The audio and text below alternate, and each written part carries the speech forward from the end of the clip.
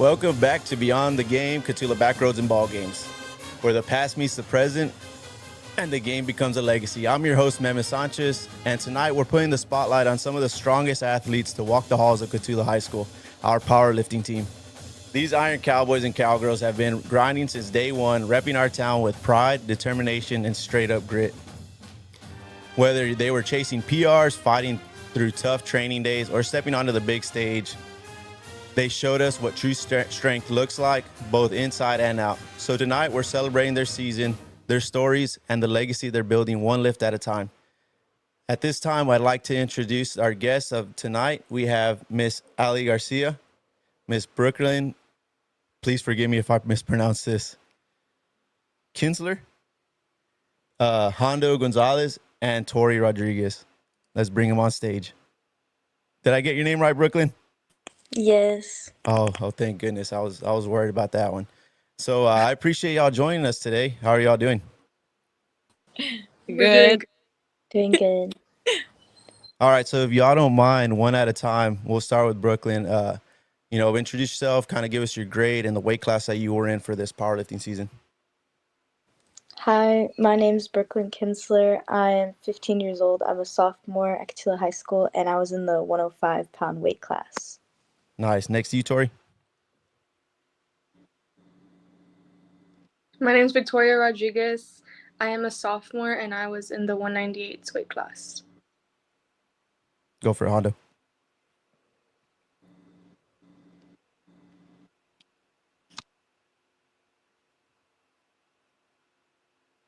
Can you hear us, Hondo?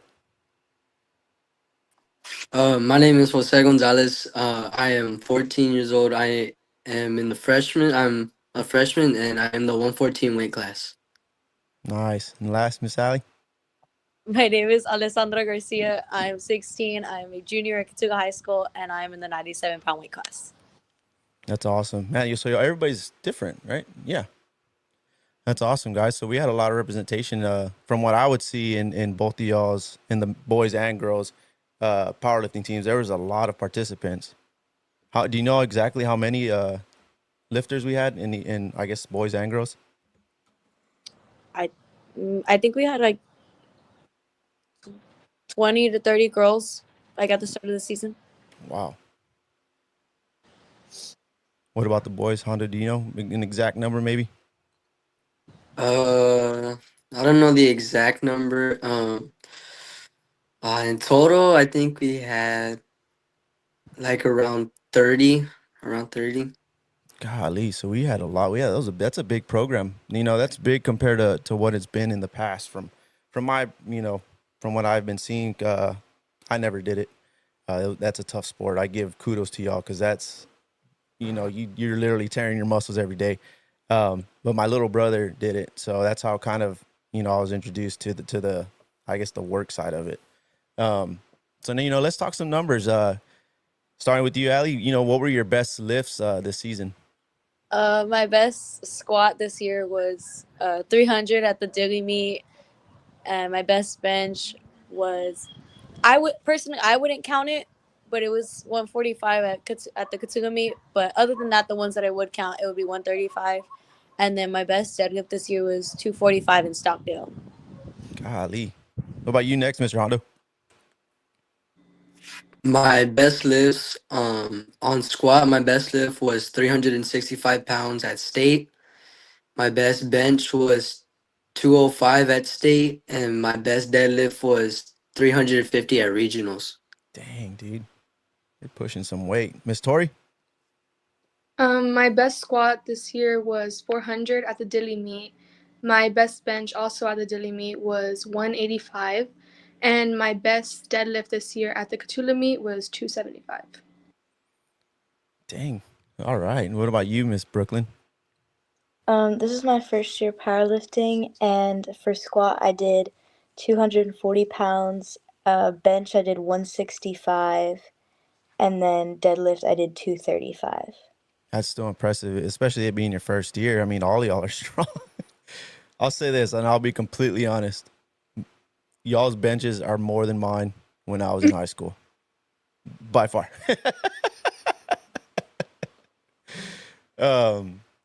What do you call it? So, who made it to state? Me and Brooklyn and Hondo made state. You in Brooklyn, Honda. And Miss Tori?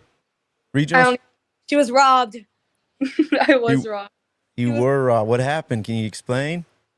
So I had made it all the way to deadlift at regionals, and Mhm. my last deadlift was probably one of the cleanest lifts that I've ever done, and they called a hitch. So I bombed out on dead, and I didn't get to go on. No way. So did you ask them for? So his part. Whenever the part of powerlifting I was a judge, and the hardest part was again, I never participated, so they'll kind of just meet us in the little room and give us a rundown and say, hey, look, this is what you want to look for, and this and that, and one of the powerlifting meets that I got to work, there was a judge, and I swear I don't know if this guy had like binoculars on or whatever, but if he saw like the slightest like little boop, like he was redlighting you right away.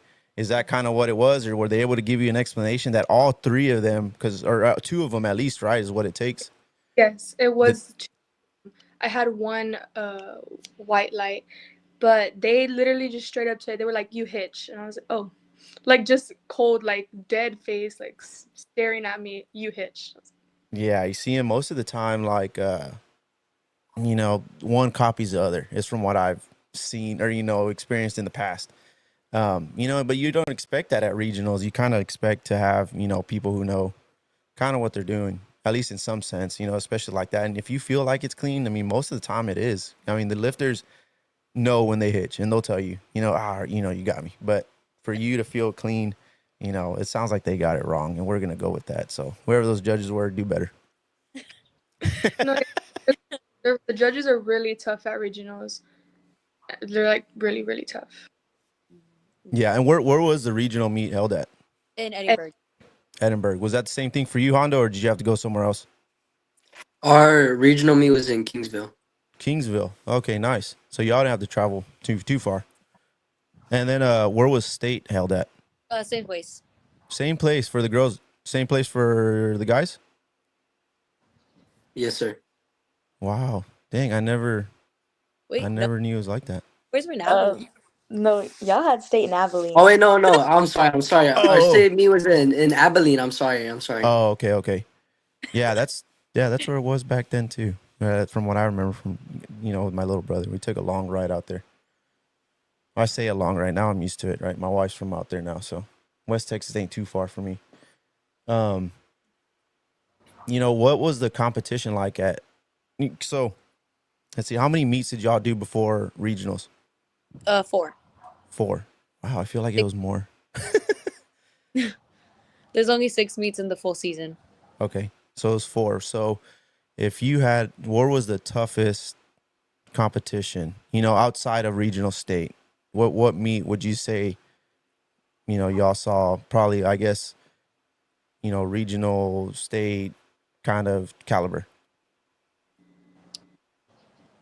Like competition wise, I would say like the Cotulla or Dilly meet for me, because that's when I lived against Carrizo, and they're different than us, and so that was where I was a little worried, but I came out good on that end. And then judging wise was Stockdale. Stockdale was a tough meet. Stockdale, the judges were really strict. Did the same go for you girls, or Tori and Brooklyn, or did y'all was there a meet where you kind of gained like a little rival at some point, don't you? For me, I didn't really deal with that this year, because out of the 4 meets that we had before regionals and state, I only went to, I want to say 3, because I had a back, like my back was hurt, so I couldn't do the other ones. So I really didn't deal with rivals this year. I kind of just hopped back into it the same weight. Oh, that's right. Yeah, you did say about your back. So you only went to 1 meet and qualified for regionals? I went to 2. 2 and qualified. Nice. So, and explain this. What does it take to qualify for regionals? What does a lifter have to do? You either have to have your total, like, which for the 198s, I believe my total was 830. Yes, it was 830 pounds for regional total, or you have to be top 12, I believe. Okay, so there's 2 different ways to kind of make it on like the powerlifting website, like you can, like if you go through the rule book, you can find where there's regional total and state total. So if you like can't be in the top 12, if you hit your numbers, you still can qualify. Oh, okay. So okay, I got you. So But and that's so that's with only for girls though. that's for The boy, girls. The boys have to be top 12. Oh, so they don't have a choice. So it's a little tougher, huh? And but that's how do I so that's just region, right? Like as long as you're top 12 in the region. for to go to state, you have to be at regionals and you have to get top 2 or hit your state total. Oh, okay. I got you. Wow. That all sounds pretty tough. I mean, those are tough thresholds to meet in any kind of sense. So Mr. Hondo, so where would you say, you saw the toughest competition before you got to regional and state? The toughest competition was probably Alice. There was this guy from Victoria West, and he's number one in the state. Actually, he's really good. And did you meet him again in regional At state, or is he no, part? I think they're division. I can't remember what division they are, but Oh, they're so not they're in Division higher up. 3. Yes. Okay. And Miss Brooklyn, what was your toughest meet?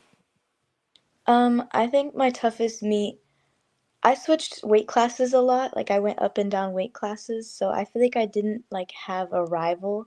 But I feel like mentally, like my hardest meet was Dilly. I didn't do very well at that meet, and it was just a bad meet altogether for me. So you bring up the topic of mental. So, powerlifting there's a big mental side, right? Other Yeah. than just, you get your weights and I guess from the outside looking in, I'm sure people just think like, oh, okay, all they got to do is just, be on that bench, push it, and you make your weight or, explain if you don't mind me, I want to put you on the spot, but explain that mental part. What goes through your head or how are you trying to prepare yourself before you're about to do a lift? I feel like the mental part is like knowing that you only have 3 tries, like, and then like also trying to determine like, is my third lift gonna be as high as I can go? Like, you're disappointed when your third lift when you get it so easily, knowing you could have done more. Yeah.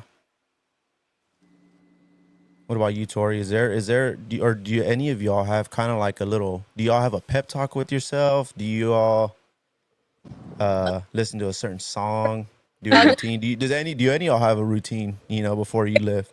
That's my man. I do want to add to what Brooklyn's part about the mental game. I remember, because at the Cotulla meet is when I hurt my back.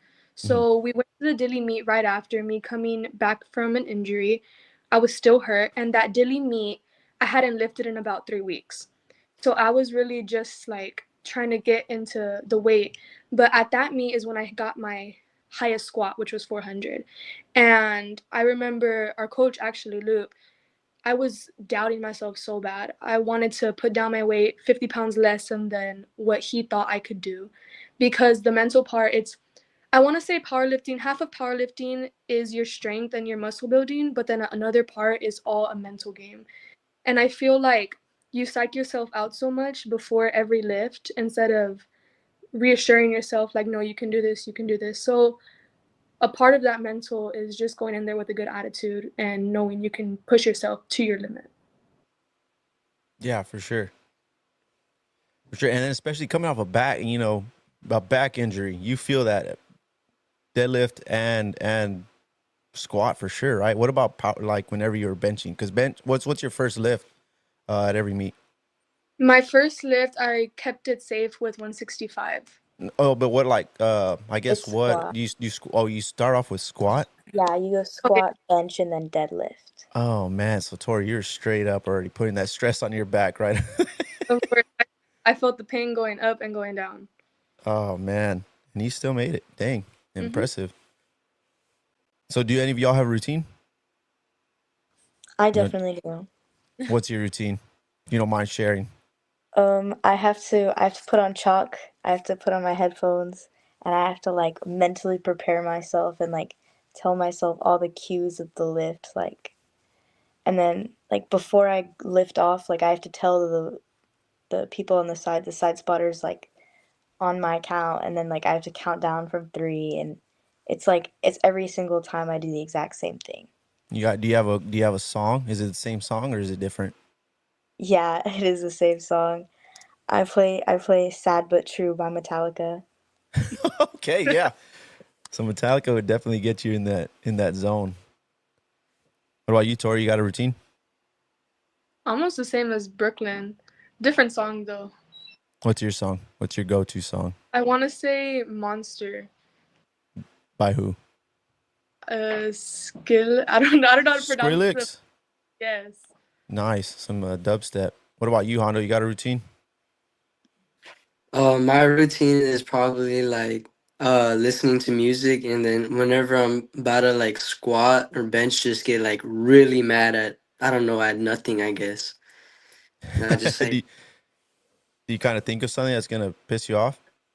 I just start like grunting and just making weird noises. There you go. Hey, it works, right? Yeah. What about you, Miss Allie? I'm like very superstitious, so however I start the season is how I'm gonna go through the whole season. So the way that I do it is I'll pick a certain outfit to wear like for the very first meet, and whatever I wear I have to wear every single meet.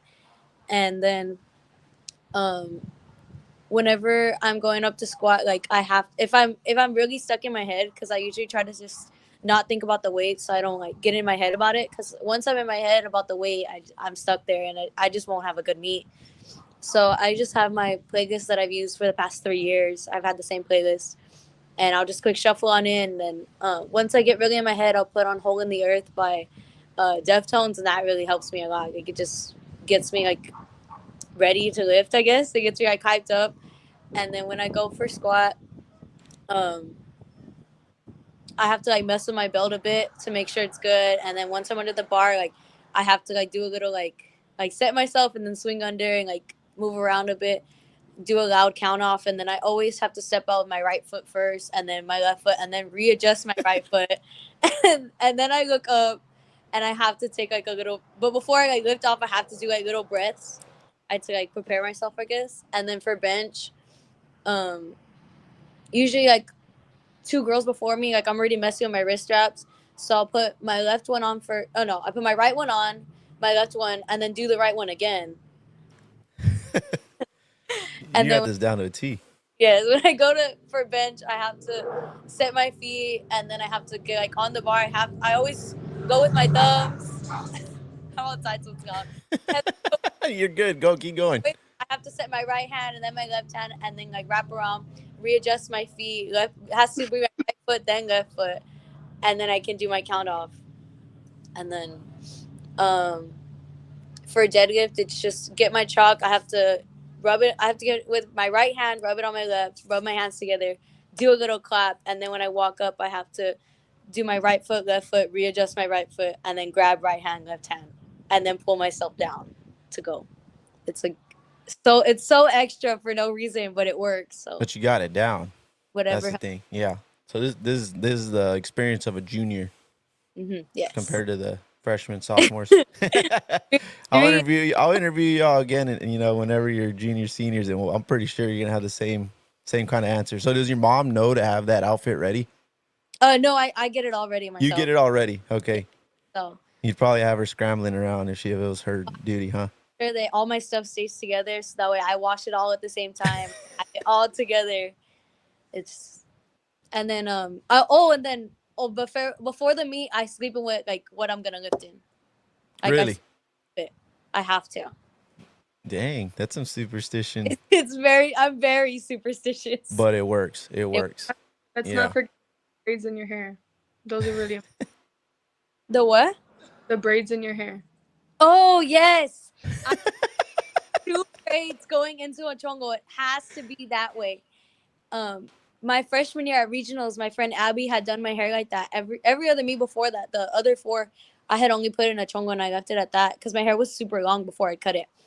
And so then she was like, let's do something different with the hair. So she did 2 braids, and that was like one of my best meets. And that one, I had walked into regionals that year, and I was I think, third by like a good while. And then the girl in front of me bombed out, so I got to go to state because I'd gone second. And then for state, I did my hair the same, and I placed at that meet too. And it was just after that, like, it has to be that way now. I have to. Nice. And if I don't, like, I just know, like, I'm gonna have a bad meet. Like, I already feel it. Oh, and then whenever we go to a meet, like how I said, I have to have that same exact outfit. So the regionals and state shirts that we have, I cannot lift in them at the meet. I have to have that original shirt, or I'll feel off. Like last year at state, I tried to wear the state shirt to match our girls, and I couldn't. I felt sick. Dang. I felt horrible. Like my weight wasn't moving the way it should have. So I changed my shirt, and immediately after that, I went back under the bar, and I felt way better when I was warming up. So like, yeah, I can't. I have to. The aura was there. The superstition. You got a comment. Like, Carmen Whatever. says it works. So what about food wise? Do y'all have like a certain food you got to eat, or can you? I eat have food? to eat donuts before the meet. Donuts. Yeah. Need that sugar rush or just I have to eat 2 donuts. 2 donuts? What kind? Just regular glaze or sugar? Regular glazed donuts. Nice. I'm a sugar donut. I don't know why. That's I my have morning routine with a coffee. Before a meet. What's that, sir? I don't eat anything like during a meet or before a meet, but I do have to have 2 coconut Red Bulls. Two? Jeez, that's how we know you're still young at heart, because mine would have gave out. Your mom, you cutting your hair, Tori? Is that what you're doing? Oh my gosh. No, I cut my hair to make weight for regionals. How much did you cut? I want to say a good, like, almost 10 inches. My hair was pretty long. And what did it take off? Like, it's off like, a lot of weight. I went to regionals and I was under what I wanted to be. So you know what? It was. Don't forget my sauna, bro. Good for nothing. Yes. The sauna. Sauna for 45 minutes. I was running in trash bags wrapped in saran wrap. Me and Brooklyn. Yeah, we were both running in trash bags, sweating every single day. Oh, that sounds so brutal. Hondo, did you have to do any of that stuff? Or do you kind of tend to keep your weight, despite what you eat and drink and all that? I would just do meal preps, and then if I really had to, I would get in a sauna suit and just bike 5 miles. And then I would cut down on water. And then the day before the meet, I would just starve and just eat beef jerky sticks. The little Slim Jim. Did any of y'all ever have to do like the spitting thing where you're trying to dehydrate and you're just... I did 2 full water bottles of spit the day before and day of the meet. But the regional meet. It was so brutal. I know, like, for me and Brooklyn too, is because I was transitioning from weight classes 220s to the 198. So I was gaining and losing and gaining and losing and gaining and losing. That's how I was too. I would move up and down weight classes almost every meet. So I was going from 114 to 105. Golly. That's tough stuff, though. That's tough stuff to do. Hondo, so you said you were meal prepping. What do your meal preps consist of? Like, what were you eating?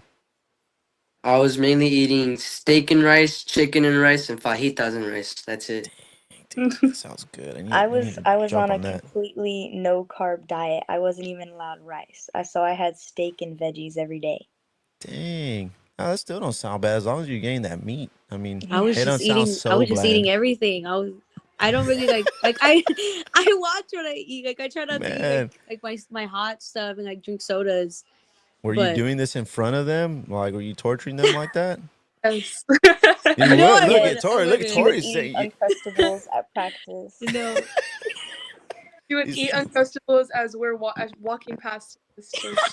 Poor teammates, man. No, I like the underclassmen treatment. What I usually do is, because usually like before regionals, our meets are on Wednesdays, so we'll lift on that Wednesday, and so then that next day, that Thursday, like I'll just like eat freely. That Friday I eat freely. Saturday is my last day to eat freely, and then that Sunday is when I'm like, okay, I start cutting everything back out, and I go back to my water only.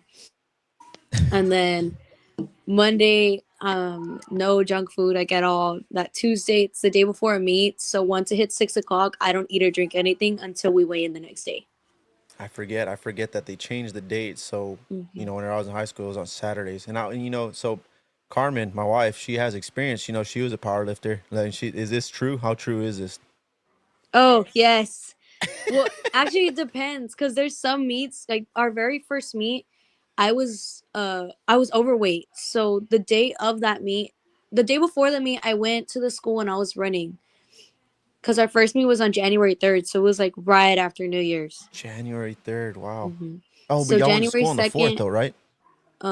no, I don't think we went to school until like the week after. Oh, dang. But that January 2nd, I was at the school and I was running laps around and I was dying. I was so tired. And then the Oh, day of the man. meet, I went in early and I did like 5 miles on the bike. And then we went to Natalia and I went to weigh in and I was over. So I put my Letterman on with my sweats and my jacket and I went running around the parking lot. And then I went back inside because it was warmer inside and I was doing jumping jacks. I was doing You up did downs. I had handstands. Brooklyn hold me in a handstand. And then I couldn't make weight. So then I had to resort to just stripping Holy smokes. to make weight, and I made it by I think like 2 ounces. Two And so ounces? then That's all so then that's at, all at that close point it can be? I was so dehydrated, I was so tired. So I Oh, drank some man. orange juice and I took like 2 bites of my little biscuit that we had gotten because it was an early meet, so we had breakfast. Mm, And then I couldn't eat. I felt so sick. man, that's tough. So Before the let me ask, what does a handstand do? Uh, it, People say, I don't know like how true it is, but I What's the mean I believe science? that it works. But people say that when you do it the handstand, like the blood like rushes to your head, so it like helps you feel lighter.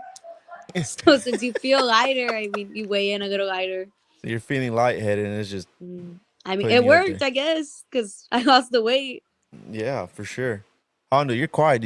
I'm sure did you ever have to resort to any of these crazy tactics too? Uh, no, because No. I would always be like 2 or 3 pounds under, but I've seen some crazy stuff,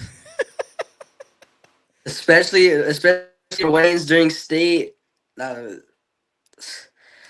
So there's people in like thongs and like people just it was crazy. People buzzing their hair and everything. It was bad.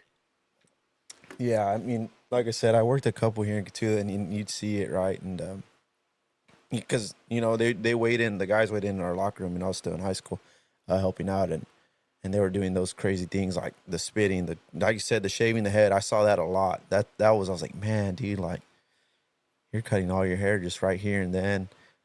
And then some of the other crazy, like I guess rituals is there. I remember there was one kid. I want to say it was either Alice or Eagle Pass. I just remember they were that burnt orange, and the coach would dip his hand in that chalk and slap the kid like hard.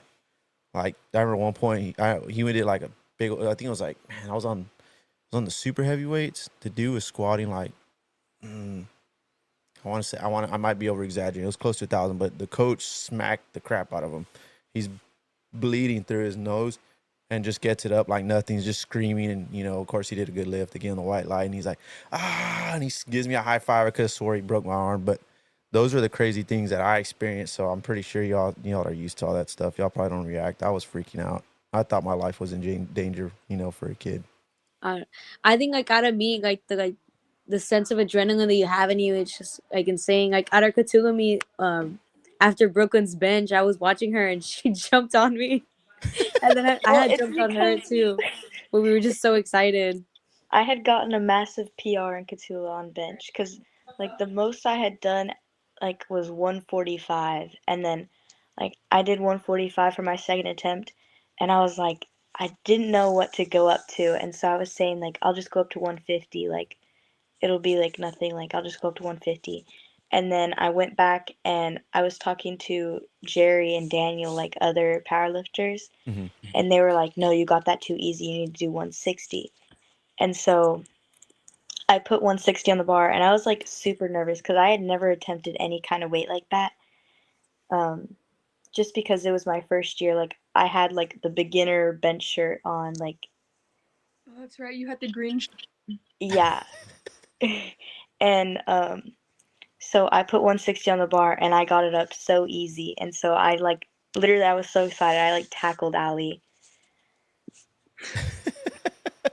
Oh, look, so I have validation, right? It was from Alice. That's where the kid was from. Thank you, Shelly. Shelly has a good memory. That kid was nuts. And here we got another comment right here. Oh, Saida. Miss you, Saida. We love Saida. We love Saida. She's doing So, great. you know, now that you talk about the weigh-ins and stuff like that, you know, I'll share a little secret with one of my classmates. Her name was Ruth Montgomery. She went to state, and she was barely overweight. And whenever she went to go lift, she weighed in a towel. I mean, in a towel blanket. And she actually took her foot off. Yes, we did that. We do that.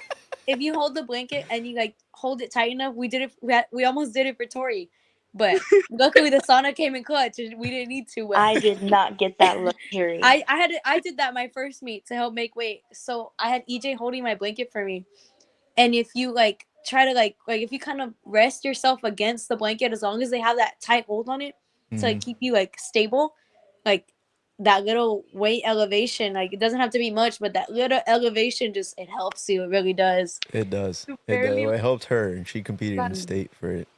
like that, like on top of it. Like put your fingertips on it and it takes off. I don't know. It takes off a lot. We But I Couple felt pounds? Couple that's ounces? couple I did- ounces, yeah. It's the things that we do to make weight. It's insane. I took off Yeah. my lap, everything. I bit off my nails.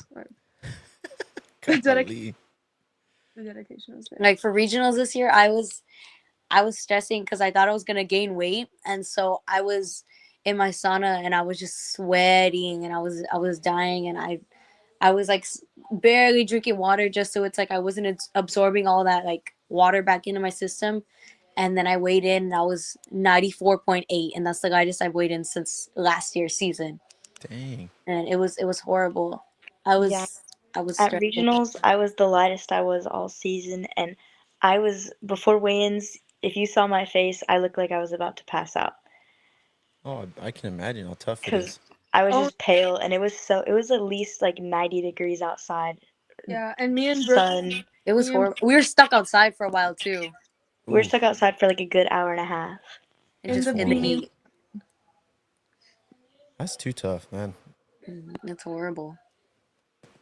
So, you know, we'll start with you, Mr. Honors. You know, what would say was your proudest moment of the season? My proudest moment was probably at regionals because regionals has like very strict judges.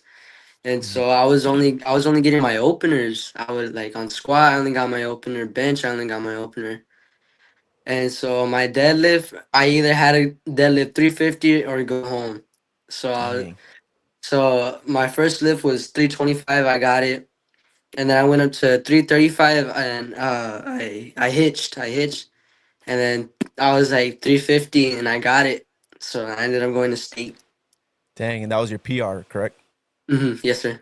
Nice. What a moment. Dang, what a clutch moment, dude. How'd you feel after? Was there some relief? Yeah, I or could was you not just believe so I was so excited. My dad was like, that's gonna be one to remember." It was crazy. Who is your dad, by the way? Joe Gonzalez. Joe, dude, your dad was a legend back in the day. Does he tell you? Do y'all believe him? Yes, sir. Does he have highlight films? Yeah. It's on YouTube. It's like Cotulla 2004 or something like that. I can't remember, but he always shows me, and I always watch it. I gotta pull those up. I didn't know. Yeah, no. So I do remember watching your dad back in the day. It was right before I actually moved here to Cotulla. But I was just curious. What about you, Miss Brooklyn? What was your proudest moment this season? I think that my proudest moment was definitely at regionals because I really worked, like I think I matched my PR on squat, and it was with really strict judging, so I was going super low. I was definitely disappointed in my bench because my opener for bench was too low and I couldn't like get it fully down.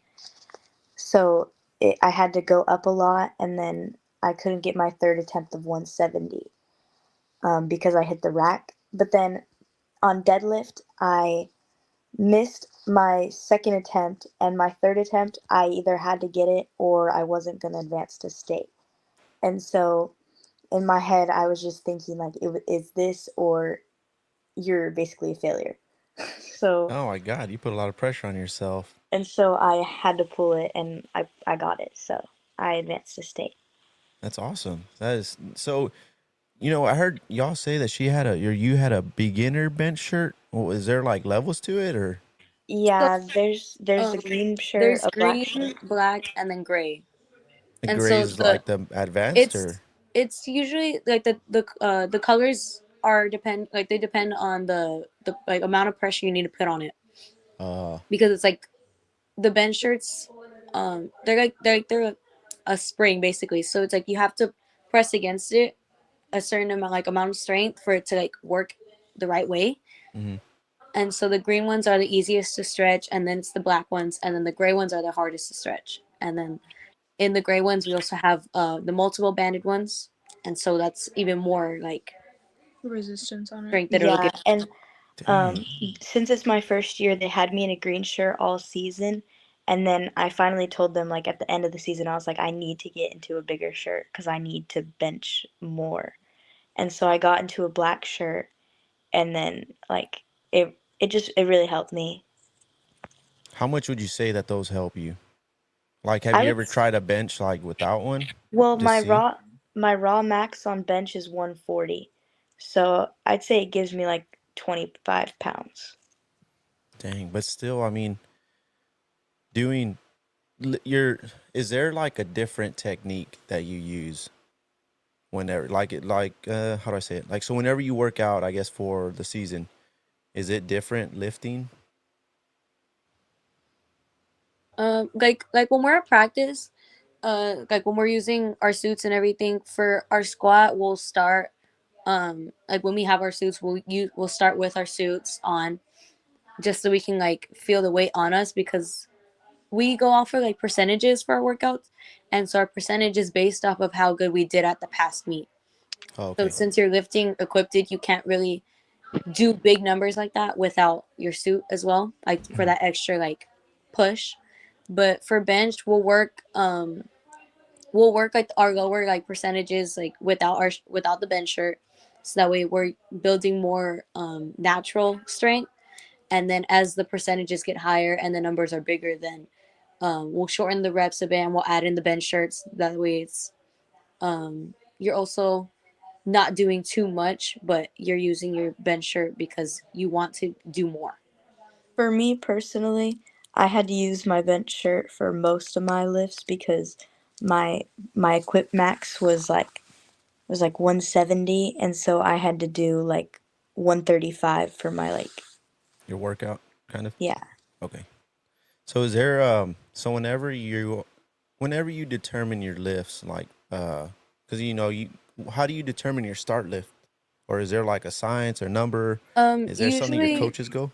Luke Luke is the one that decides like all of our numbers, and so our opener he'll do it for the girls at least. Like I know the boys have a different way of doing it, but for us, we start with a lower number, usually like 20 pounds less than what our like I guess best could be. So like for me, my opener is 250. And so we always like at practice we'll do a certain day where it's just openers like to work on them. And so it's we start with a weight that we know we can for sure get, because sometimes we'll have an off meet and the weight just doesn't move the way it usually does. And so Goop just wants to make sure that we have a lift that we can guarantee like help get us through the rest of the meet. So Okay. So he's kind of determining off of like kind of like you said, like guarantee, and then from there, does he kind of just watch how you feel, and then he just boom starts going? like so we have like our paper, like our chart, like so we know what our numbers are for next like our next lift. So for me, I go 250 and I go 280, but if my 250 feels like super heavy on me. Like we'll go, we'll make a smaller jump than to a 280, or we'll Okay. make a bigger jump to higher numbers. Oh, And okay. then So our you're kind third of going. lift is just determined on our second lift on how that moves right now. Like I Okay. want to say for my dilly meet, I started off with like 325, and then I went to 375, and then I did 400. Okay. Dang. Okay. So I get you. So there is a little bit of mathematics to it in a way, and also goes off kind of the way you're feeling that I day know as well. third lift loop gives us the choice, like how did your second lift feel, and then he'll give us a little bit of like leeway for us to decide what we want to do for our third Mhm. and final lift. And if obviously if you pick like a drastic number, he's going to say no, do this one instead. But most of the time you have your own choice for your third lift. Okay, I got you. So Lupe Hernandez is y'all's coach, right? Yes. And And usually Kathy. like our earlier meets, like if it was like our second meet or Mhm. like our first meet and Tori wanted to do the 400, he more than likely would have said no, because of like, no, it's still early in the season. But as we get further in the season and he sees like how we're moving that weight and how like we are working hard, and he feels that like he sees that we're confident in ourselves, and so like he'll give us that like freedom to, you know what, I trust you, go ahead. Okay, I got you. I got you. So it's Lupe and Kathy, right? Were y'all's? Yes. Okay, and then Yes. for you, Hondo, who are your coaches? I believe it's Yomi, right? Our coaches were Mark de la Peña and Yomira de la Peña, or Doc. Okay. Okay. Yeah. So you see, I actually went to school with Yomi. I remember. I want to say she was a senior when I was a freshman. She's definitely. And that's Robert's aunt, right? Mm-hmm. Okay. Yeah. So man, there's some strength in that blood. That's for sure. Yeah. Yomi was amazing back then.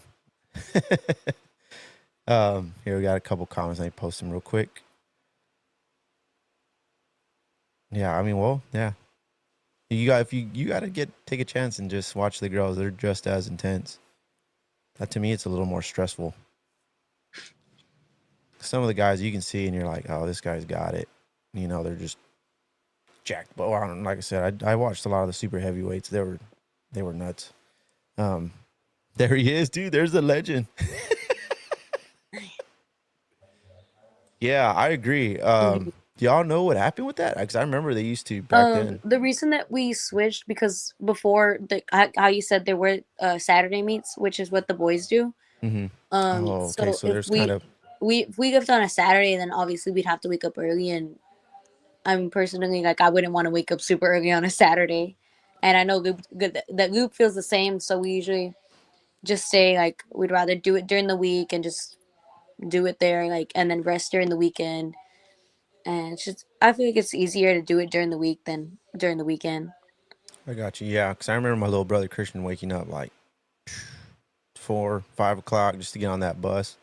I don't know But how they did it. my brother was in high school. He did powerlifting his 4 years, and all 4 years he would have Saturday meets, and Oh, that's it brutal. was horrible. It So the was boys bad. don't even do that anymore either, or are they still lifting on Saturdays? Yeah, the boys still lived on Saturdays. Dang. So y'all. So well, okay. So what time would they be done at though? Normally it depends on, because sometimes we do have meets with girls in them. Hmm. So when it's with girls, we probably get out around like 4 or 3. Okay. But you were waking But up early, right?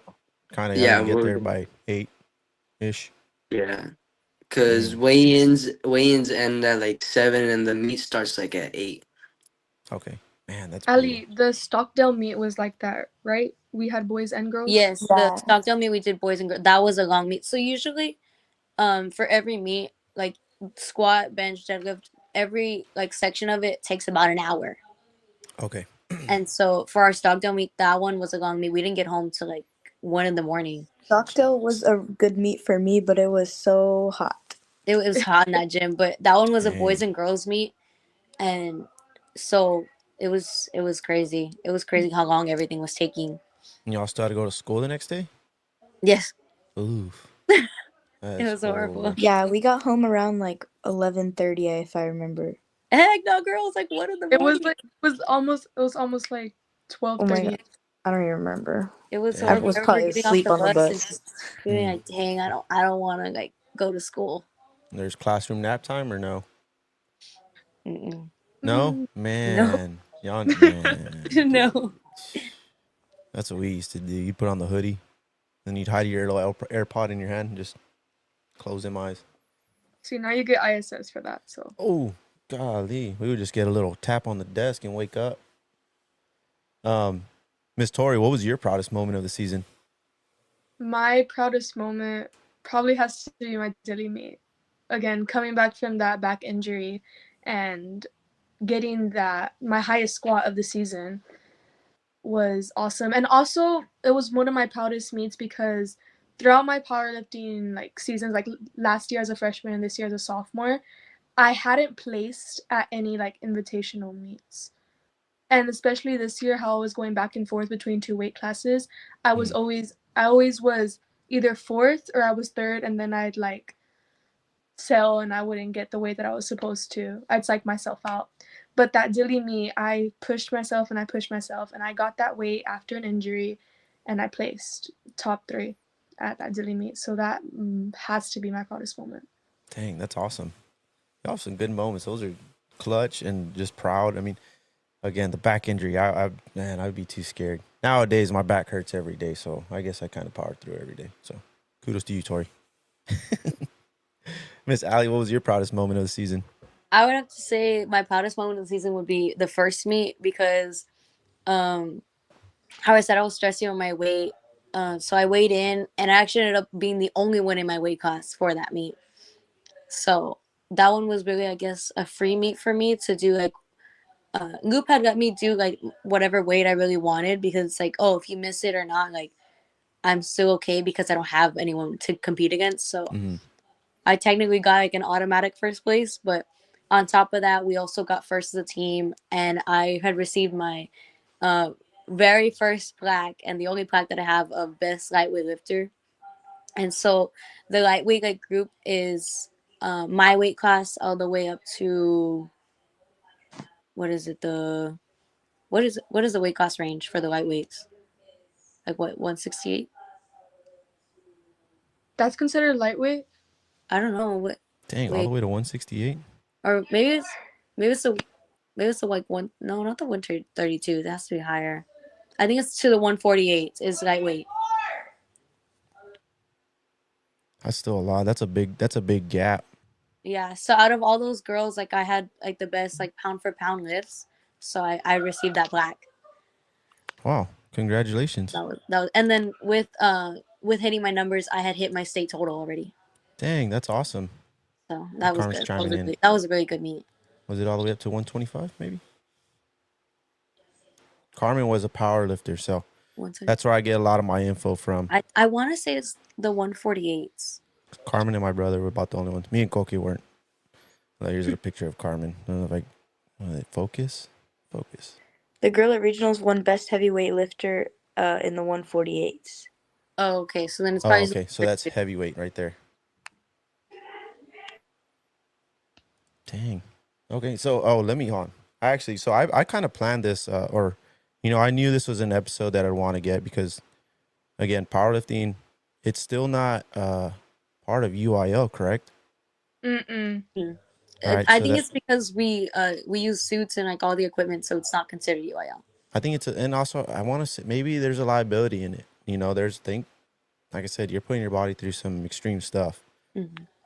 Not taking anything with football, right? Because football is just as dangerous, right? You're colliding with people going, certain amount of speed. But there's got to be something. I looked it up too as to why it wasn't a part of UIL, and I can't remember the thing I got. It again, ChatGPT saves your life. So that's where it actually popped up on, because again, it researches all that stuff.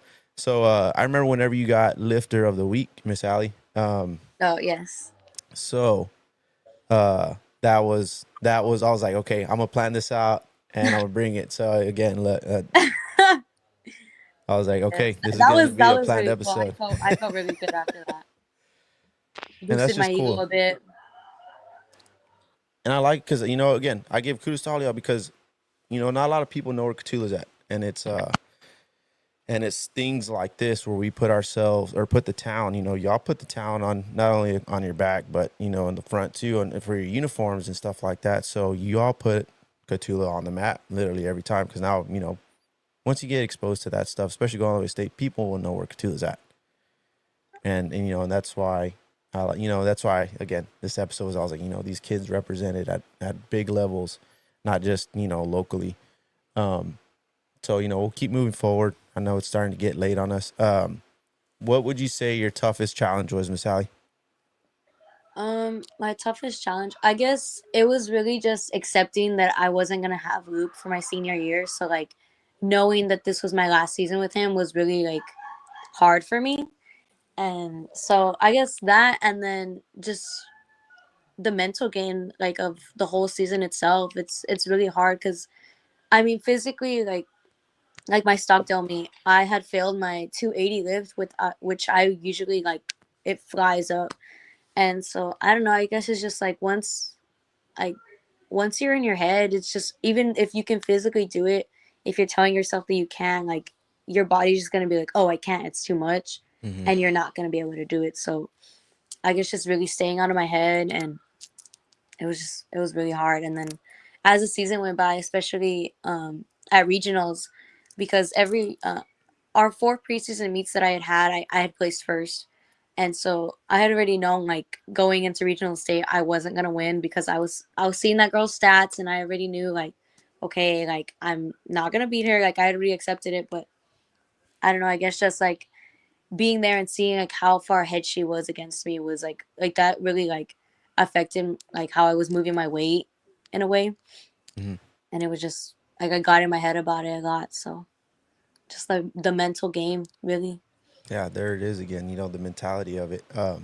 You got to keep your head clear, right? But you saw a target. You know, you kind of put that girl as your target. She had a bullseye. Was that something Yeah. that you always had just wanted to reach? Like you know, you're kind of playing like a catch-up game. Like you wanted, you know, you saw her, you wanted to catch her, right?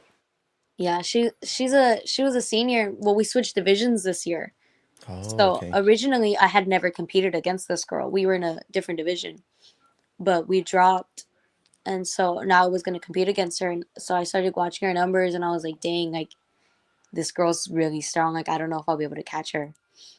And so I did end up coming short, but um next year I should be good because at state first place was a senior, and then I'm a junior. Third place was also a senior, and I still had a good amount of weight against her, especially considering that state was my worst meet.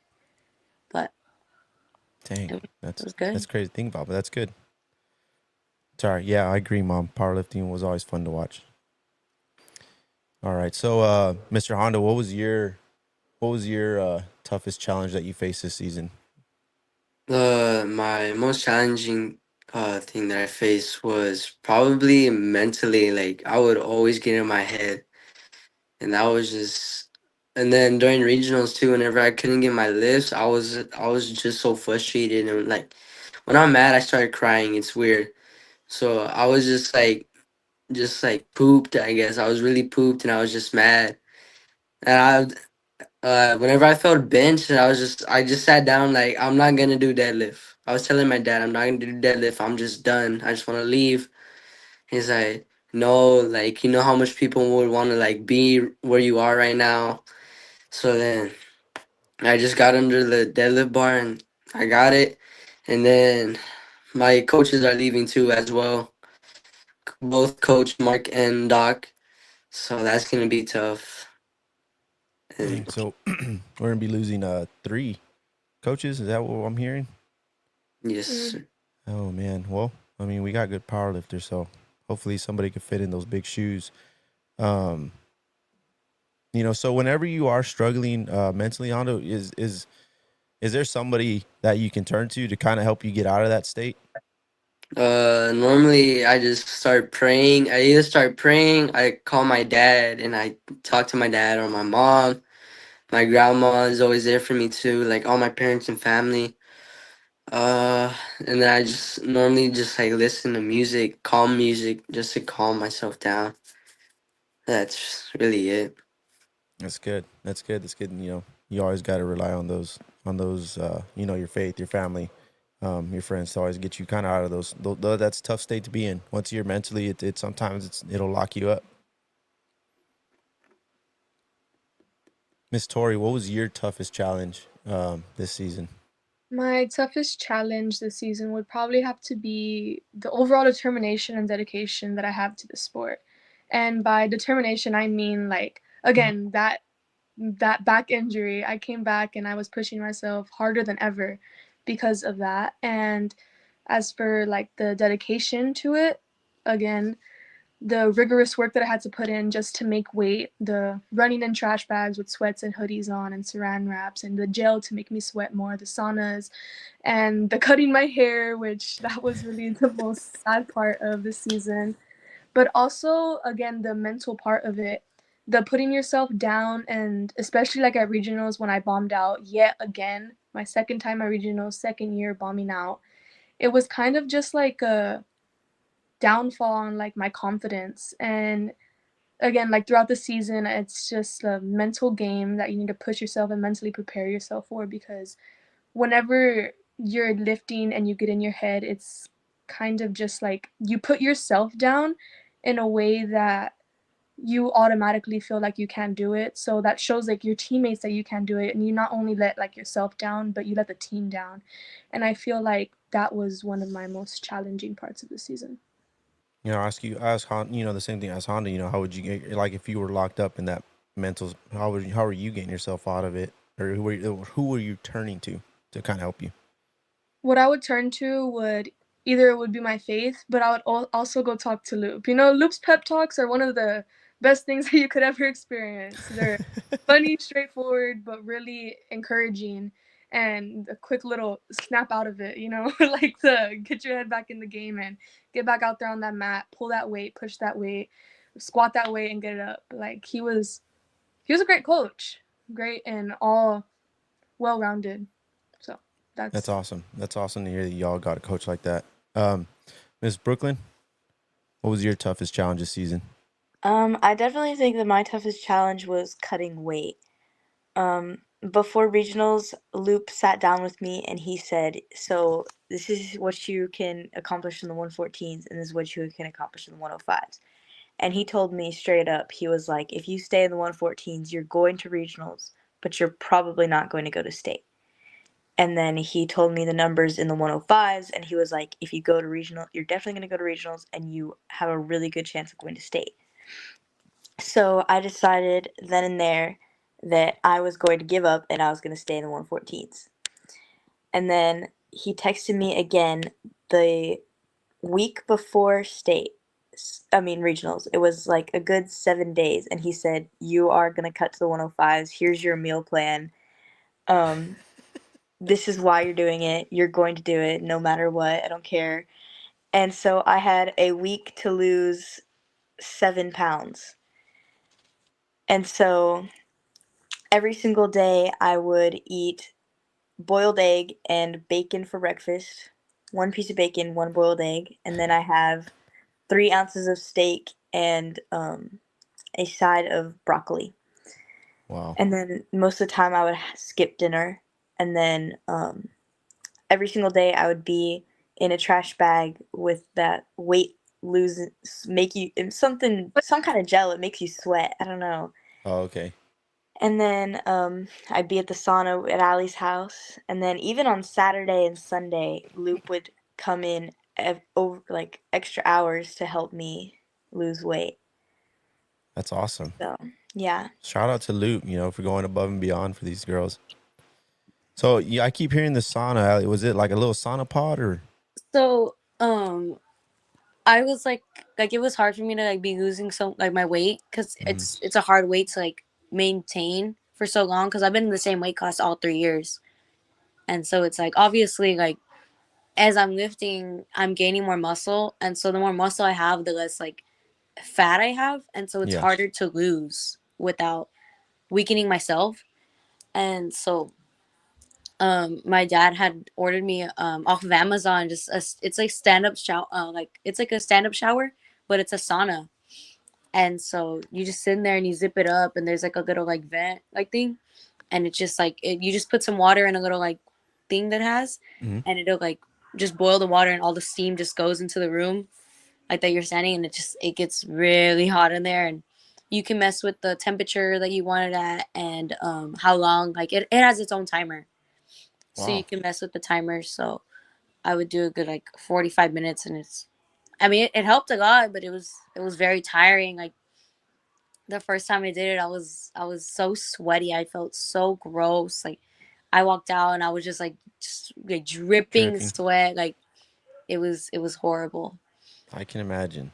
Yes, and I also feel Brooklyn on the challenging part of losing weight. I forgot to mention this too, but me and Brooklyn were also one of the two that were going back and forth in weight. And every single day, I had to lose also a good 9 to 8 pounds in a week. And me and Wow. Brooklyn out there before school and after school in trash bags, sweats, and hoodies, doing bleachers, running around the track, just doing our workout in that already in itself. And again, going to Allie's sauna.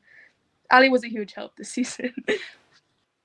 That's good. That mean that, but so like running bleachers. I mean, you're kind of building muscle again. You kind of go back to what Ali said. While you're trying to work all this out, you're still gaining muscle. So I mean, you're probably only dropping teeny tiny amounts. I felt a big drop in like how much I could lift after cutting weight. You Definitely. feel like that weakness. Yeah. I can Especially imagine.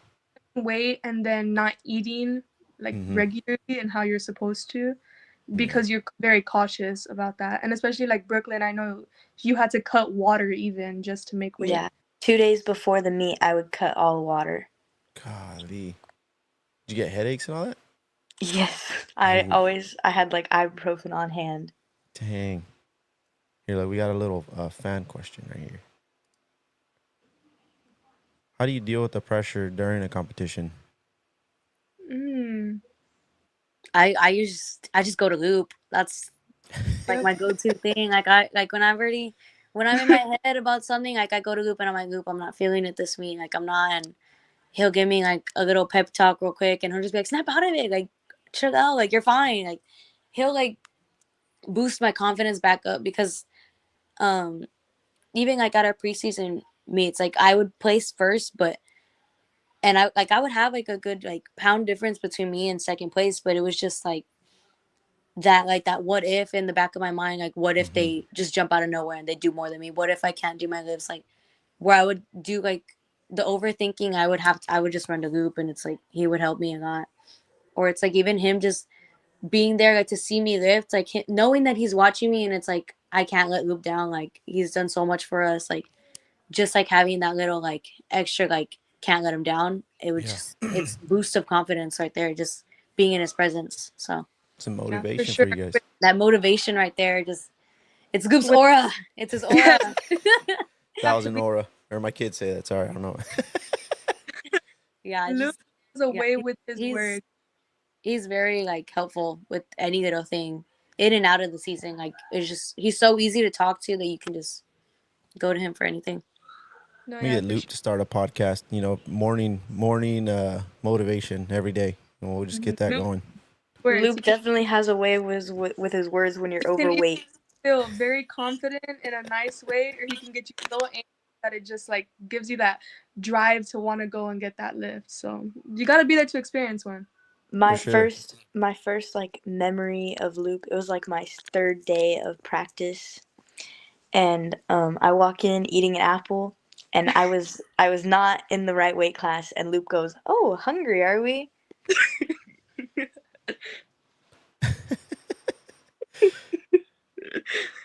What about you, Hondo? In a bad way. Luke did not treat us horribly. He was just I think we got that. I think he does everything for the best in y'all's interest. We know that for sure. How are you dealing with the pressure during the competition, Hondo?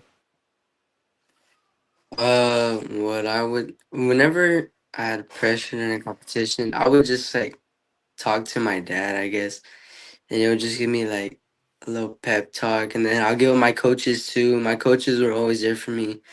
Huge shout out to them, because I don't know where I would be without them. For sure.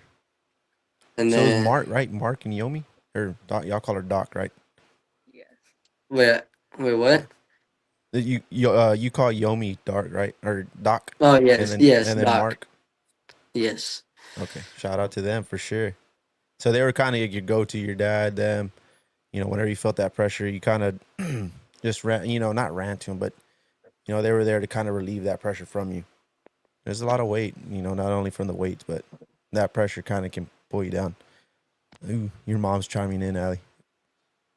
Yes, I would stink. Like I could like just I could smell myself, and it's just I felt so gross. But it really did help because not only like did it help you lose the weight, but it made you so like feel so drained and tired that I would come inside and it's like I would stink and feel so gross that it's like I would force myself to shower, no matter how tired I was. I'd shower, I'd change, I wouldn't eat, I wouldn't drink.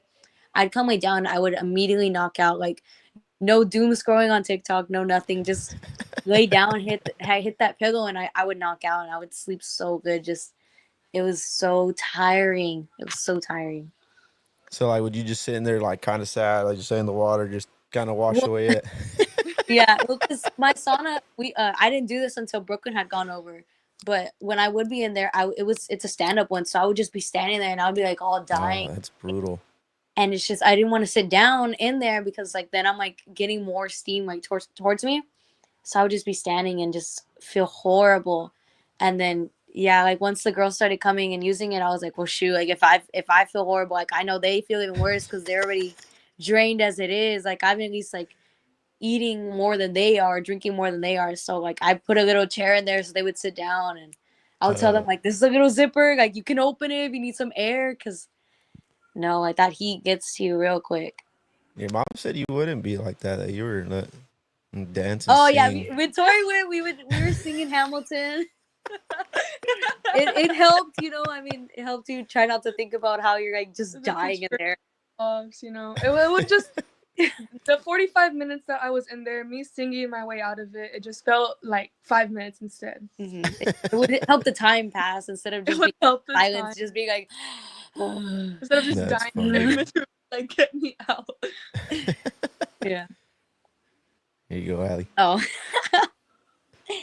And then also like another like I do love like powerlifting like as a sport, and I mean I've made plenty of friendships from it. Like even my freshman year, I made friends with some girls that were seniors that I like lifted against a few times, and they'll still like text me, congratulate me, they'll wish me good luck, and it's just I feel like the friendships that you make like during this sport is just like they're really strong. Like I know girls from towns I didn't even know existed before, and it's just like I'll even talk to them even when they like even after they've already graduated or they'll get out of the sport. Like I have one friend that she lifted against me my freshman year, and then last year she didn't compete equipped, she competed raw, but we were both at state at the same time, and she saw me and she came running to me and we were talking, and she didn't lift this year, but she was texting me and she would congratulate me on everything, and it's just I mean That's awesome. and then my friend Abby from Dilly, like at regionals and state, like I had seen her, and like when we were both stressing, we'd go to each other and it's like let's talk it out, let's dance around a bit, like let's just try not to think about the stress that we're in right now. So Yeah, I mean, for sure. making those friendships, it really does help, as well as like going to a coach and everything, like because sometimes it is like it's harder to like go see them because they like see you so vulnerable. So it's like going to your friend and like especially someone in the sport like understanding you in that certain way, like it really does help. Yeah. And not making friends like out of Cotulla, but making friends as a team with our team, especially. I feel like powerlifting is one of those sports where you're not gonna sit there and judge the other person for what they do, because it's really you versus you when you're in your own weight class. It's you against somebody else. So it's really not like you're competing against each other, more rather than supporting each other and like lifting each other up to, because in the end, not only are you lifting for yourself, but you're lifting for the team. And I know at regionals, one of our biggest things was we wanted to win for Loop. Like we wanted to get first place for Loop. So we were kind of all just pushing and pushing and pushing ourselves. And when I saw like another teammate, I was in the 198s, but Shizuka, that was also at regionals with me, was in the 220s, and Kaylee was also in the 198s with me. And we were in different flights though, but whenever I'd see them down, it's kind of like powerlifting's a sport where you like help lift up one another. It's not one where you bring them down. So again, building those friendships and that bond with the team really helps. Yeah, because you know the grind that it takes. You know, you put, like I said, you put your bodies through a lot. Speaking of that, here we got another fan question, and we'll start with you, Mr. Honda, if you don't mind answering this one. You know, knowing what limit that you pushed your bodies here, what do you expect for next year? Especially all y'all. You know, y'all still got years to come. Miss Allie, you still got one more. So we'll start with Hondo. Next year I would just say for like better to succeed more and push more, just giving more really, just Do you plan on staying in the same weight class? I'm gonna try my best, but if it really comes down, I'll just bulk to the 123s. I got you. What about Miss Brooklyn? I think this next year I'll definitely be in the 114s. It was almost impossible for me to get down to the 105s this year, and I definitely cannot do it next year without like killing myself. So I got you. Miss Allie? Next year, since it will be my last year, I'm just really hoping to end it as well as I started. I mean, winning state is definitely something that I want. Winning regionals, breaking some records is what I really want. That's been my biggest goal for these this past few years that I've done it. Just like, yes, coming home with a medal is nice, but making having that placement and that part of the program where it's like I am up there, like I'm proving that I'm working hard, like just having that, like I am lucky enough to where I have placed every meet that I have gone to. But I mean, like there's some meets where I'll come home first place and people will be like, oh, like it's okay, like you got first. But like to me, like the medal doesn't mean anything if I didn't do as well as I wanted to. So Yeah. like state, like yes, I got second, but it was my worst meet and it was horrible for me, and it wasn't how I wanted to end this year, especially being my last year with Luke, being my last meet with him. So coming home with a medal was nice, but I mean the meet itself, I wasn't proud of it. I wasn't proud of how I ended. So that's definitely driving me to want to do more, want to be better for next year, and really end it the way that I want to instead of having a bad meet. Yeah, on your own terms. About me, what about you, Miss Tori? I also I want to stay in the 198s because a lot of the girls that were up there this year were seniors. So hopefully me and Kaylee, because she's also going to be a senior with Allie, hopefully we're the next top two. And again, like what Allie said, her coming home with medals at almost every meet, I didn't have that. So I hope to like push and just give it my all next year to hopefully come back with some medals and knowing that I did my best in the best way that I could. Yeah, for sure. So let me ask you about your back. Do you feel like it's 100%? My back as of right now, sadly, isn't 100%, but the stretches and the working that I'm doing on it, hopefully I'll be better for next season. Well, no, I will be better for next There you season. go. Back Heck ready yeah. and better than ever. Awesome. I got a question for you, Miss Allie. You know, being that you are in the 97 weight class, you know, what would you tell somebody who's joining powerlifting for the first time and in the same weight class you are in, and they don't feel the confidence that you have?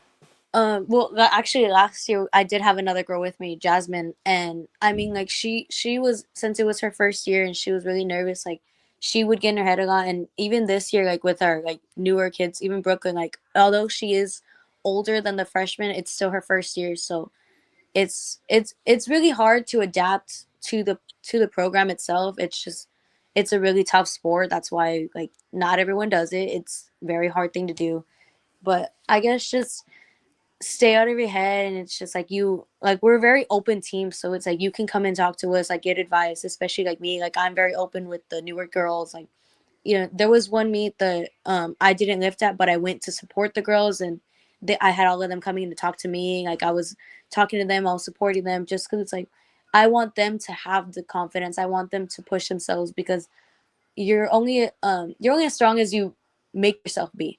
Like Yeah. you can put all this work in all season, but if you keep doubting yourself, you're only hurting yourself. So I just really want them to like build their confidence and just have that mindset where it's just like, just do what I can, like just be the best version of myself as I can, like bad meat or not, just give it my all. And it's just, I really want them to like work hard, I guess, just be confident. For sure. That's some good advice. Here we got another question real quick. Big one. We'll start with you, Miss Brooklyn. Whoa. Has it been A easier? sensitive topic. Yeah, I mean, you don't have to give the exact details, but give us like a plus or minus. I definitely weigh more than what I did during regionals in state. And that's good, though. I mean, because I guess you don't want to put your body through too much, especially when you're not competing. I honestly, I weigh a good like 109, 110 right now. Okay. So you're not too far off, right? No. There you go. What about you, Hondo? Right now, I probably weigh like 118 because I've been weighing myself and I've just been like maxing out 118, 118, 118. So Have you been you changed your diet, or you still on those meal preps? I changed my diet by a lot. You got some Like right McDonald's now, in there? yeah, McDonald's. I have a Heck yeah. taco right here. It's bad. There you go, dude. Y'all got some good food over there at y'all's restaurant. Thank you. Is Tori? So for regionals, I was under the 198 like pound like mark. I was about like, I was way under that. But now, not like pushing myself to lose weight, I am at exactly 196.4. So whenever you don't, you're more comfortable. What story? I'm under now. But Oh man. during the You- season as I'm trying, it's like tough. It's like hard. Yeah, for sure. And also, your muscles are also kind of, when you start building them and tearing and they're filling in. So I'm sure that doesn't help. Right, you, Miss Allie? Oh, I had weighed myself last time and I was like 103, 104. And I was like, shoot, that's a whole separate weight class. But Start panicking now. You're because good. though. during the season, like I'll weigh like 96. I know for state, I weighed in at exactly 97 pounds flat. And I was like, oh shoot. But no, as soon as after I weighed in for that, I opened up a bag of dynamites and I sat in our hotel room and I was eating. Heck I was yeah. drinking some Powerade. I was just grubbing because it's like, shoot, that was my last weigh-in. I'm free until next year. Like I'm gonna be eating. Like I whipped out my McDonald's app as soon as I got into town. Like I've been eating good now. It's After definitely regionals, gained weight. Yeah, that was after my next regionals, I question. had worked so hard to lose the weight that I like almost gave up. I was like, I don't even want to go to state anymore. But especially that was Wild Hog weekend. That must have been tough. Oh. Yeah, Wild Hog was like a good week before state, so Dang. It's regionals, and then that next weekend it's Wild Hog. That following weekend we're at state. Dang, that's So brutal. we're like right there. So usually it's like, shoot, I'm doing regionals. Let me eat good, and then it's like it's Wild Hog. It's 1 week in a year. Like this is the only time we get our carnival food, and usually I like, still ate good. we eat good, and then it comes down to, shoot, I gotta lose like 20 pounds in like 4 days. Hit the sauna. Hondo, y'all were competing during cook-off, right? The boys at regional. It was, so we competed, I think, because we got home on Thursday. I remember that. Oh, okay. But I just don't remember when we competed. But so y'all got to enjoy cook-off as well. Yeah, yes, sir. Okay. That's awesome. I mean, that's good. I think back then, like I said, the Saturday meets, you're missing cook-off if you're in regionals or state or one of regionals. Hey, y'all, look, this is my little brother, the one that was a power lifter. Y'all got that dog in you. Another one for Miss Carmen.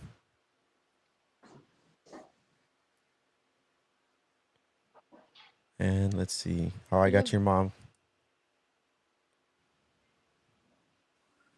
She's not wrong. She's definitely not wrong. Like I'm telling you, as soon as powerlifting season ends, like all I'm drinking is Big Red.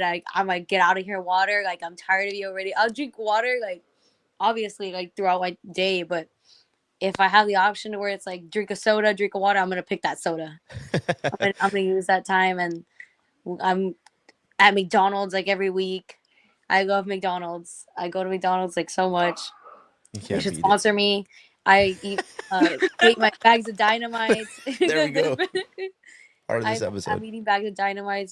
It's just that relief of just like I'm free.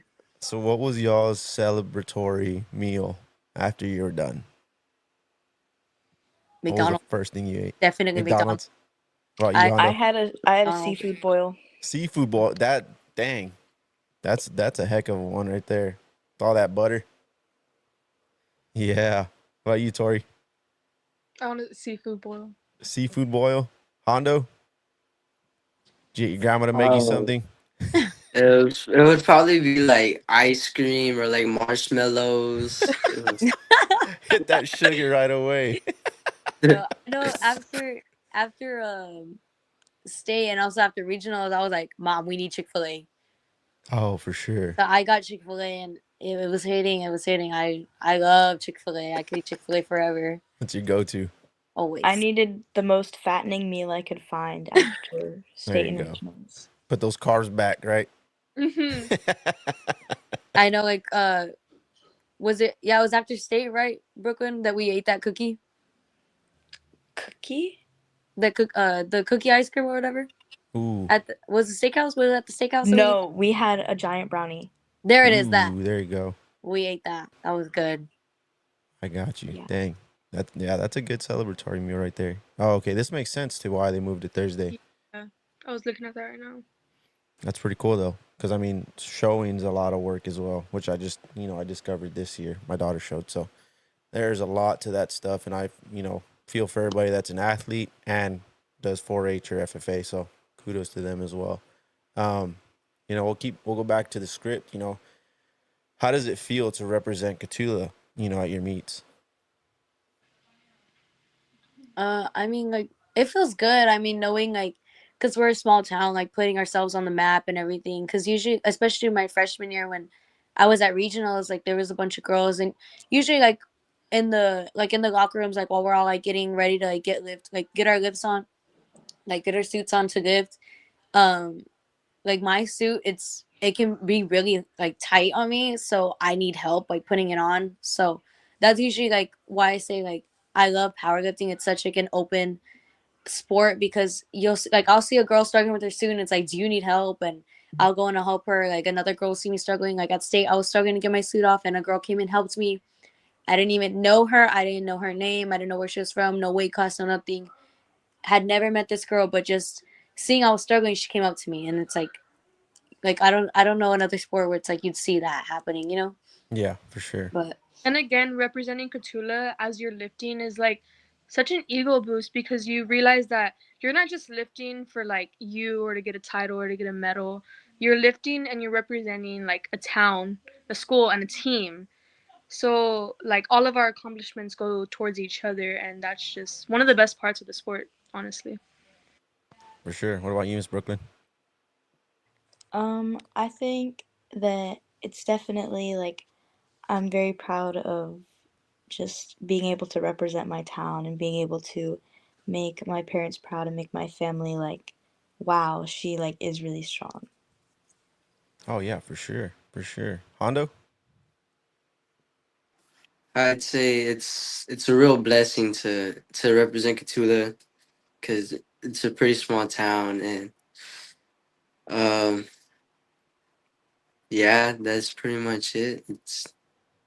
Yeah, It's very he gets put blessed. it out in the open. I Yeah. guess because no one no one's heard of Cotulla. It's just a small town. I'll describe it as, oh, do you know where San Antonio is? And they're like, yeah. Do you know where Laredo is? Yeah. Okay, I'm like right in the middle of that. And they're like, oh. And I'm like, yeah, it's somewhere in there. Like there's a few more towns, but eventually, like as you get closer to Laredo, you'll see my town. And it's Yeah. just oh, so like you're like in the middle of nowhere, and it's like, yeah, we are, but we're all the way over there, and like representing our town, and it's a really good honor, like to be able to go that far and have like that and then coming back, and it's like that town, like being noticed around town. Like this past Saturday, I had some lady um talk to me about powerlifting and congratulate me on it, and like it's a really like nice thing, like being able to be like noticed about it, like being Yeah. congratulated about it. Yeah, you're a hometown hero. Yeah, that's what it's called. There you go. It's a good feeling. That's for sure. So, what keeps y'all motivated, while you're training, day in, day out? We'll start with you, Hondo, if you don't mind. What keeps me motivated is just to impress my parents, and, like, just make them proud. And I do it basically for my family because they're always out there to come and support me. I do it for them. I do it for God. Uh, I don't know, and I just really love the sport. I really love like the intensity of the sport. That's really it. Yeah, no, those are some good motivations, that's for sure. Miss Brooklyn? I think what kept me most motivated was just like remembering like what I'm doing it for, like because my parents didn't originally want me to do powerlifting, and so I kind of wanted to prove to them that like I can do it and like I'm gonna be good at it. And I also feel like I had a really great lifting partner. Thank you to Ray Ray. She's a senior, so she's leaving me. Um, I had her at like every single meet, and she was just like she was always there to like be proud of my accomplishments, and we were there to support each other. That's awesome. Miss Tori? What keeps me motivated throughout the season would have to be doing it for God and knowing why. Like, He gave me this talent, and I'm like, I should put it to use. And He gave me the drive and dedication to want to lift more, to want to push myself to do more. But also, last year as a freshman, I was given an amazing opportunity to be able to lift with two seniors, Saida and Abby. Big shout out to them because they really encouraged me to love the sport. And they showed me all the best parts of it, and they showed me that it's really the team part of it. It's just an amazing thing to be a part of, and that's really, I lift for them almost every day. So That's awesome. Miss Allie? I guess what keeps me motivated is just like wanting to do better. I mean, I already set like a high standard for myself with being like a freshman, placing every meet, going to regionals, getting second, advancing to state, and placing fifth. So it's like that was a big accomplishment for me, like not only going but also placing my first year, especially because I had never lifted seriously until I had done powerlifting. But I guess just wanting to do more, wanting to be better, wanting to do what I can in the 4 short years that I have, because it does in fact go by fast. I mean, I'm ready. I'm gonna have my last year, which is low-key insane. But I guess that, and then I guess just like remembering like how my girls were, because I had an older group of girls, the class of 24. That was my team. I mean, last year at state, my whole state group was seniors, and so I mean, those girls like they like really did leave an impact on me and how I view the sport itself, and it just I want like to also leave that impact on our girls before I leave, and just keep working hard and wanting to better myself. For sure. So, let me ask you a question that I kind of ask everybody that jumps on the podcast. If you had any advice for the kids, your middle school, elementary kids that are, whenever they grow up, they look into sports, what would you give them? We'll start with you, Allie. I guess just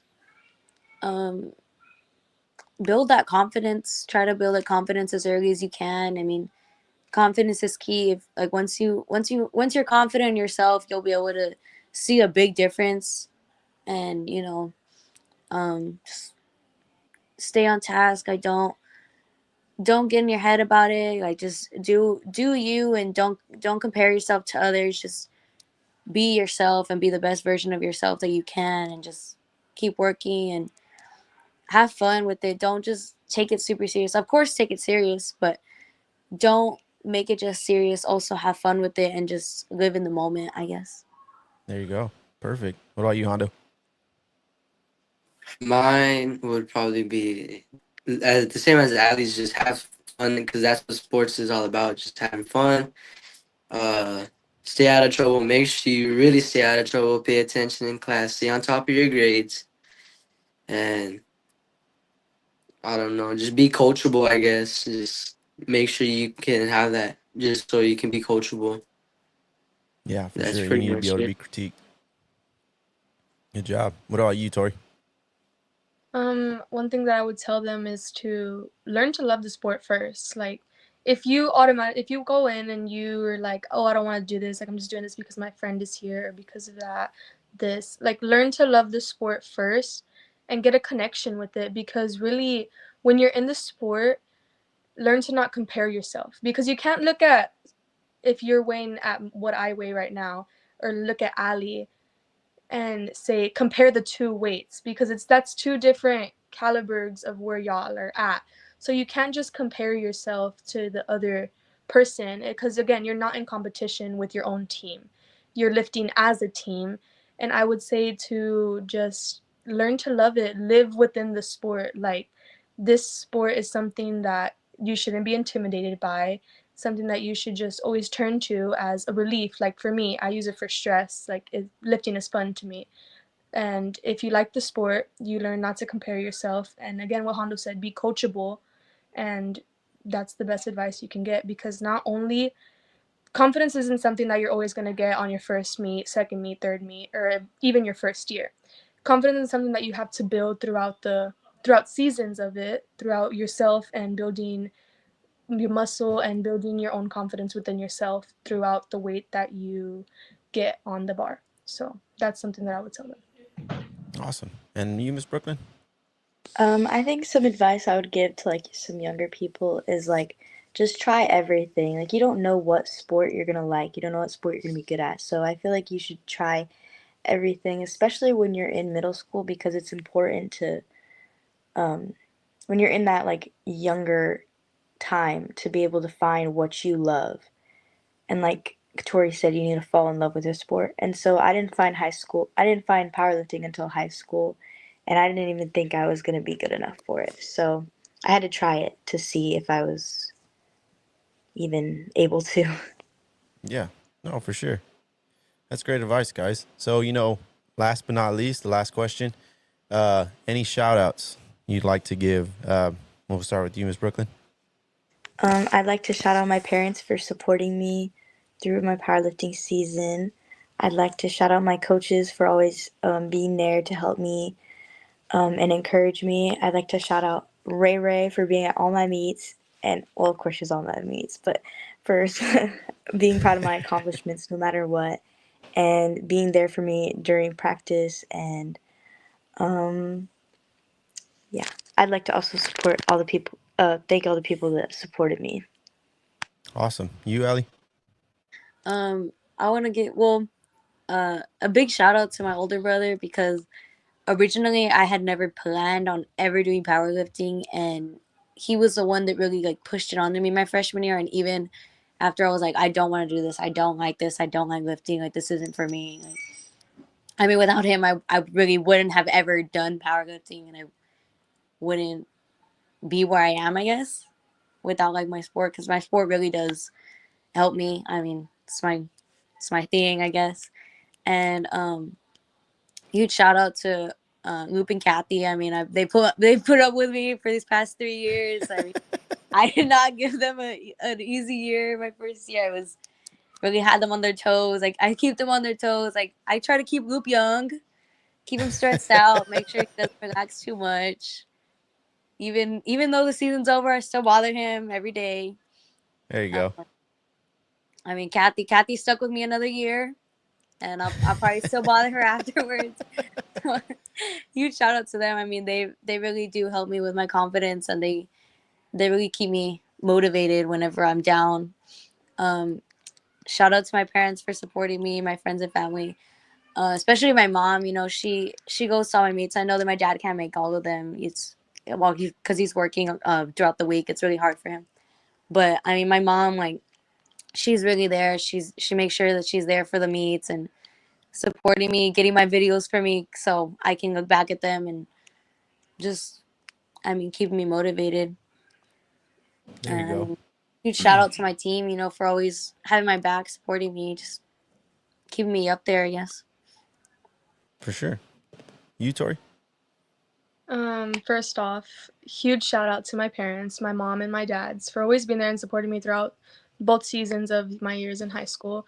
And big shout out to my older sister Mia, because if you know the family, you know that Mia carries pom poms, I carry a barbell. We're two different things, but she was always there at every single meet with a shirt with my name on it, always supporting me through every lift, yelling, taking pictures, taking videos.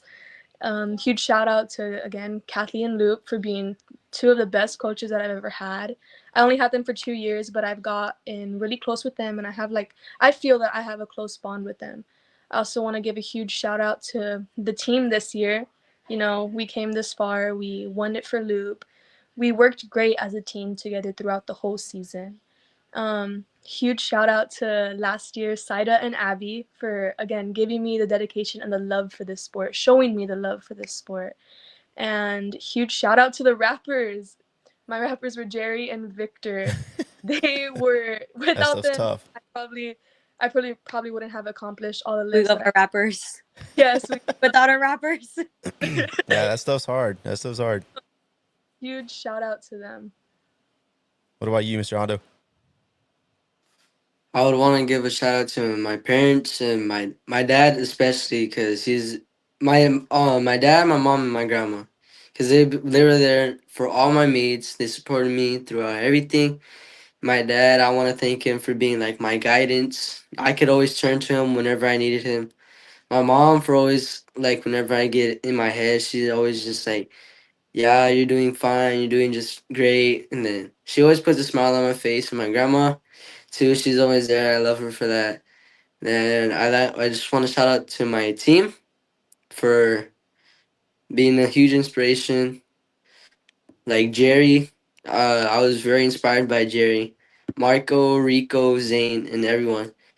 And then I want to shout out to my brother for giving me like little tips on how to make weight and all that. My sisters, because they supported me too. And my coaches, especially, because I was a pain during practice. I was always talking back, messing around. But huge shout out to them. And yeah, that's pretty much it. Another huge Awesome. shout out would probably have to be to the school. They give us all the tools, and including the two amazing coaches that the girls and the boys have. And huge shout out to you, Meme, for letting us share everything about this amazing sport.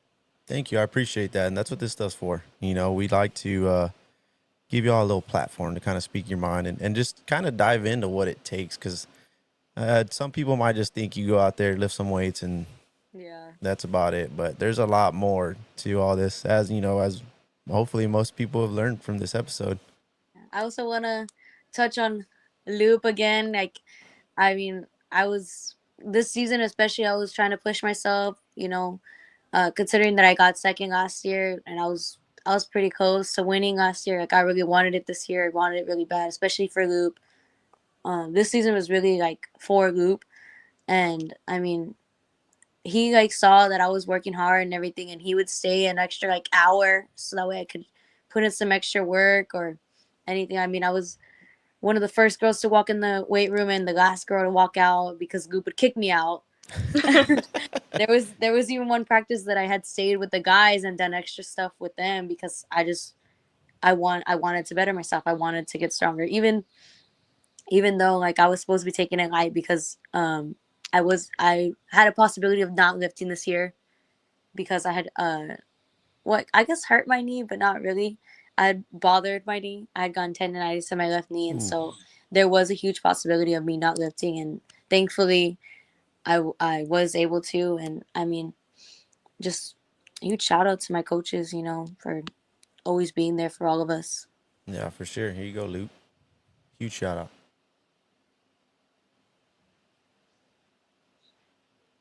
Huge shout out to you. Actually, just saw him. I heard he hurt his ankle, right, or He something. hurt his foot during the season. I mean, Foot. and even though he was hurt, he was still there for all of us. Every meet, he was there at practices. He was still there doing with all of us, and all of us complaining about, oh, we're hungry. We don't like our way. Our suit is too tight. We need help with everything. Like, I mean, he dealt with all of it. And For You sure. guys can blame his and it's injury hard on me. us. Oh no. I couldn't get the hex bar out for my rack, and he helped me and dropped it on his foot. Oh. And then I had turned around for 5 seconds, and I just hear where he hit himself, and I started laughing at him. Oh man, poor Luke. you know, Huge but shout he out was to. out there on the He floors. was zooming on his scooter. Not That's going what he to said. He said he just got out. He was actually in a boot. Here, no, and I gotta switch a camera before mine dies. Oh, did it come out? There it is. Sorry, didn't want to lose y'all. But yeah, I mean, even though he wasn't paying like every day because he broke his foot, he was still there with us. I mean, I thought it was his toe. I thought it was his foot.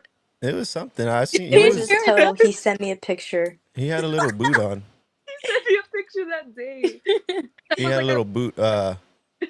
He had a boot on whenever we saw him. We saw him at Steakhouse. So I know. Yeah, he had just said that he just got out of his little scooter. So Yeah, he forced himself to walk. oh man. Yeah. Well, guys, I appreciate y'all joining us, joining Beyond the Game. It means a lot to us, especially having some more involvement from our high school group. I plan on trying to get more involved, but y'all kind of being, our second little go around with it. I really appreciate y'all making time. I know it's a little late. Y'all got school tomorrow. So I apologize for keeping y'all up for so long. To everybody that's joined us, a big thank you to them. So with this being not the end of the episode, I got a couple more things I got to talk about, but y'all are more than welcome to stick around. If y'all want, y'all can log off. I'll bring y'all off the stage, and then from there, you won't affect anything. So I appreciate y'all again. Thank you. Thank you. Thank you. Thank We'll you. be seeing y'all around. Thank you. Thanks, guys. All right. So to every cowboy and cowgirl who stepped it up this year and gave it their all, this episode was for you. I know we couldn't have everybody. We tried our best to just get it across for them. But thank y'all for making this such a big powerlifting season. Hearing about the numbers, I mean, like I said, it's great to see that much involvement, coming around in Cotulla. You showed us this group right here that kind of went through the broadcast. I mean, the episode, you showed us that it was more than just lifting. You showed us that there was more than just the weights to it and how much you can lift. It was about how much heart you put, and bring to the grind. So to Miss Allie, Brooklyn, Mr. Hondo, Miss Tori, you've made Cotulla proud, and your legacy is just getting started. A huge thank you to all the coaches, the families, the entire Cotulla community who supported you in every step of the way. We give you all a big shout out as well.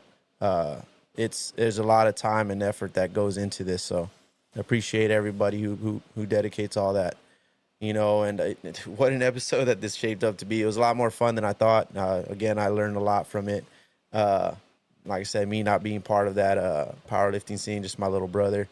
My wife, Carmen, who did it over there in Pecos, Texas on the west side. Shout out to everybody who puts their body through this crazy, extraneous seasons. So, with this being towards the end of the podcast, I'd like to make a few announcements and events. First off, yesterday was opening day for Babe Ruth, for the South Texas Babe Ruth League. That's the official name of it. You can find it on Facebook.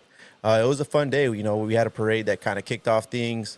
And then we had an introduction ceremony where they bring out every team coach. You do high fives. It's a big old ceremony. And then we had some first pitches. We had Miss Elise Leja pitching to her dad, Mario.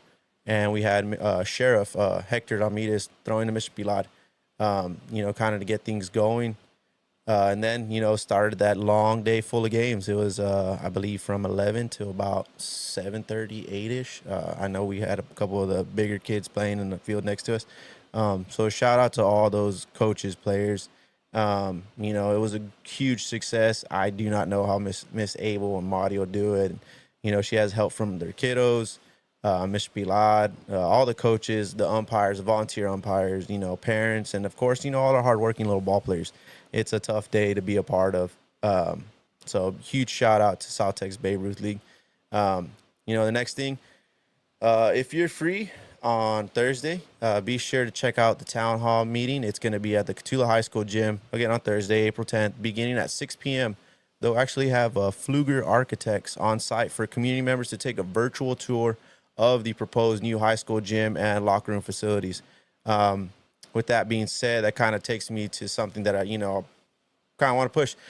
This upcoming election ballot, there will be a bond that's being proposed. The only way for our kids to get this amazing gym is with gym and locker room facility is with the approval of this bond. So I'm asking that all our listeners, supporters, parents, anybody who's been through the high school, how old it's been and how old that gym is.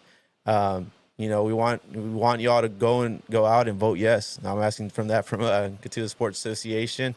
It's something that will benefit all our kids. It's something that, the school has always allowed us to use gym facilities for our kiddos. So it's something that gives back to the community as well. It's not just for those high school students, but it's a big part of their lives and their livelihoods and their everyday tasks. So go out, vote yes. I'm bad with dates. I forgot what date, was the final day to vote, but we'll get back to that. I'll be speaking more about it through our Facebook page. You'll see more information, as I get to gather it and all that good stuff. And still on the topic of high school, our varsity track team will be sending an abundance of athletes to the area meet in Seguin. In high jump, we have Jordan Bingaman, Braden Rodriguez, and Rene Barrera. Long jump, we have Jackie Alba, Jose Gonzalez. Triple jump, Jose Gonzalez. Pole vault, Ms. Brooklyn Kuenstler, and John Michael Sanchez. Discus, Kaylee Guzman will be headed towards area.